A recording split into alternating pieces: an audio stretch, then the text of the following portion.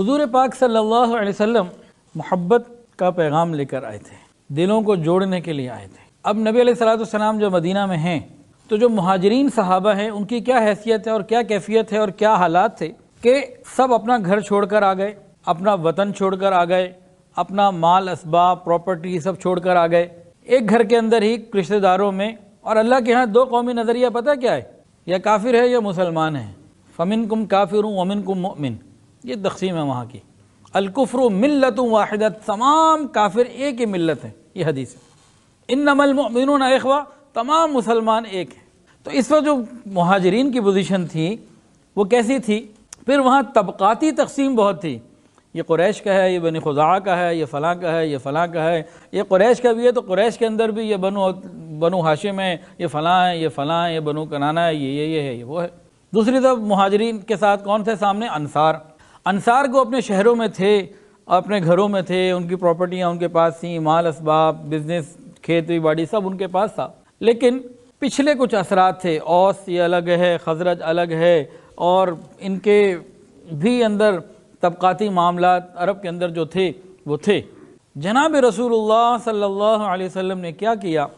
مہاجرین اور انصار کو ایک کر دیا، بھائی بھائی بنا دیا، مواخات کروا دی۔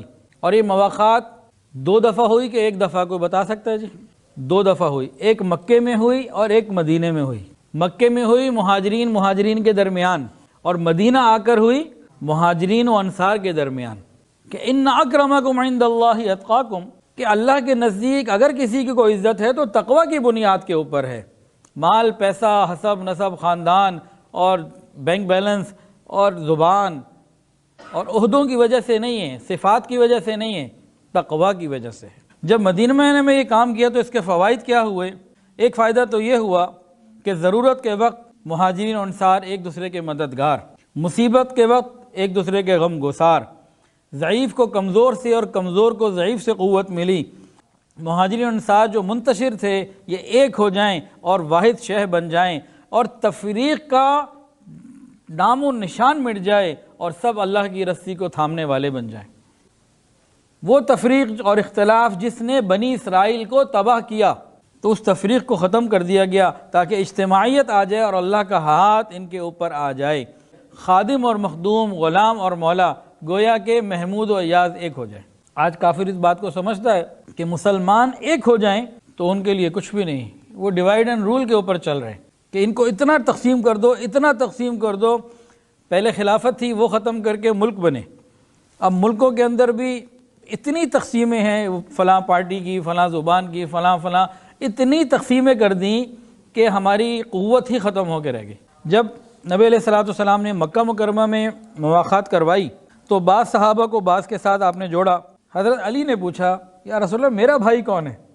نبی علیہ السلام نے فرمایا میں تیرا بھائی۔ مکہ مکرمہ کی مواخات اول، حضرت صدیق اکبر رضی اللہ تعالیٰ عنہ، حضرت عمر فاروق رضی اللہ تعالیٰ عنہ، یہ بھائی بھائی بنائے گئے۔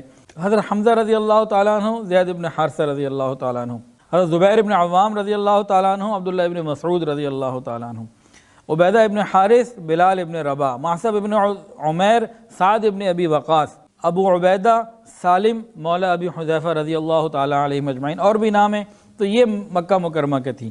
اب مدینہ طیبہ کے جو ہیں یہ 45 لوگ تھے جن کو 45 کے ساتھ جوڑا گیا۔ ان میں سے بعض نام میں برکت کے لیے لیتا ہوں۔ پہلا نام مہاجرین میں سے لوں گا، دوسرا انصار میں سے لوں گا۔ صدیق اکبر رضی اللہ تعالیٰ عنہ، خارجہ ابن زید رضی اللہ تعالیٰ عنہ، عمر ابن خطاب، عتبان ابن مالک، ابو عبیدہ ابن جراح، سعد ابن معاذ، عبد الرحمن ابن عوف، سعد ابن ربیع، زبیر ابن عوام، سلامہ ابن سلامہ بن وقیش، عثمان ابن عفان، اوس ابن ثابت، طلحہ ابن عبید اللہ، کعب ابن مالک، سعد ابن زید بن عمر بن نفیل، ابی ابن کعب، معصب ابن عمیر، ابو ایوب خالد زید انصاری، ابو حذیفہ ابن عتبہ، عباد بن بشر رضی اللہ تعالی علیہم اجمعین۔ اور بھی نام ہیں، بس برکت کے لیے اتنے لے لیے کہ نبی علیہ السلام نے ان کو ایک کر دیا۔ اس کا نفسیاتی اثر بھی بہت ہوا، اجتماعی اثر بھی بہت ہوا، مسلمانوں کی قوت ایک ہو گئی، اور انصار مدینہ نے مواخات کا حق ادا کر دیا۔ اس کی مثال ملنا زمین کے اوپر ممکن ہی نہیں۔ انصار نے کیا کیا؟ انہوں نے یہ کیا کہ اپنے زمین، باغات، گھر سب کہا آدھا کر لو، یہ آدھا تمہارا، آدھا ہم تو سگے بھائی کو آج آدھا نہیں دیتے، کسی انصاری کی 2 بیویاں تھیں، تو انہوں نے اپنے مہاجر بھائی کو فرمایا کہ دیکھو 2 ہیں، ایک تم لے لو، ایک میں لے لیتا ہوں، جس کو تم چاہو میں طلاق دے دیتا ہوں، جب عدت پوری ہو جائے تم شادی کر لے، اور جو کچھ میرے پاس ہے وہ سب تمہارا ہے۔ سنن نبی داؤد کی روایت ہے، حضرت انس فرماتے ہیں کہ کوئی انصاری اپنے درہم و دینار کا اپنے مہاجر بھائی سے زیادہ اپنے آپ کو مستحق نہیں سمجھتا تھا، حتیٰ کہ مہاجرین جن کا بڑا مقام ہے یہ نبی علیہ السلام کی خدمت میں حاضر ہوئے، کہنے لگے یا رسول اللہ، ہم تو ایسی قوم پر آ کر اتر گئے ہیں، ایسی قوم پر آئے ہیں کہ ان سے بڑھ کر ہم نے کسی قوم کو ہمدرد، غمگسار، مخلص اور وفا شعار نہیں دیکھا، تنگی اور فراخی، ہر حال میں مددگار ہم نے نہیں دیکھا۔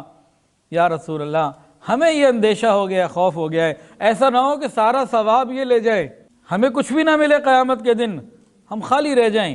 اللہ اکبر کبیرہ، ایسا نہ ہو کہ ہم آخرت کے اجر سے محروم رہ جائیں۔ نبی علیہ السلام نے فرمایا نہیں، جب تک تم ان کے لیے دعا کرتے رہو۔ سنیے، فرمایا نہیں، جب تک تم ان کے لیے دعا کرتے رہو، یعنی دعاؤں کا جو بدلہ ہے یہ درہم اور دینار کے بدلے سے زیادہ ہے۔ کسی کے دل سے نکلی ہوئی دعا ہمارے مال اسباب سے زیادہ قیمتی ہے۔ ام المؤمنین امی عائشہ صدیقہ رضی اللہ تعالیٰ عنہ، کوئی سائل آتا نا، آپ اس کو کچھ دیتی ہیں، وہ پیچھے سے دعائیں دیتا، آپ بھی اس کو دعائیں دیتی۔ لوگ پوچھتے آپ کیوں دعائیں دے رہی ہیں؟ کہنے کہ جب اس نے دعائیں دے دی تو ایسا نہ ہو کہ میرا اجر رہ جائے پیچھے، تو میں اس کو اتنی دعائیں دے دیتی ہوں تاکہ جو میں نے اللہ کے راستے میں دیا وہ باقی رہے۔ ایک ہوتا ہے دعائیں کروانا، امی دعا کریں، ابو دعا کریں، حضرت دعا کریں، بہت اچھی بات ہے، لیکن ایک اور اس سے زیادہ اچھی بات ہے دعائیں لینا۔ ہم کام ایسے کریں، خدمت ایسی کریں، ہم معاملہ اگلے کے ساتھ ایسا کر دیں اگلے کے دل سے دعائیں نکلیں۔